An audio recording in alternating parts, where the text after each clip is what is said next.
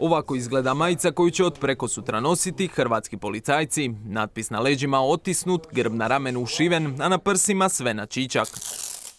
Uz lošu kvalitetu materijala dovoljno za zgražanje sindikata. Nema broj za značku ili nema mjesto za značku, nepoznat je proizvođač, ne smije se peglati iznutra, ne smije se peglati niti izvana, dakle vrlo smiješno. Još smješnija, kaže Jagić, je procjena MUP-a da su za godinu dana rada policijskom djelatniku dovoljne samo 2 majice. Voze se u skupim i luksuznim automobilima, oblijeću okolo sa helikopterima, a naš policajac i policajka naravno hodaju okolo goli i bosi i poderani.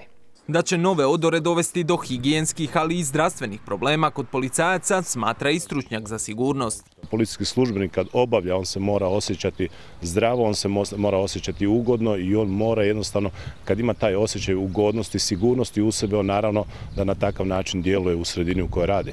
No ministarstvu su od toga važnije uštede, poručuju sindikalisti, te ističu da ni zimska policijska oprema nije dovoljno topla za rad. Tanka jakna i rukavice gube borbu s kišom i snijegom, a Jagić se pita kako normalno raditi u takvim uvjetima. Policijski službenik da bi mogao dobro odraditi svoj zadatak prvo mora biti sam dobro zaštićen, dobro opremljen, dobro obučen, dobro plaćen. Ako nije to, naravno da neće moći niti raditi svoj posao kako treba. Reakciju MUP-a na kritike sindikata čekali smo od jutra, no odgovor nije stigao.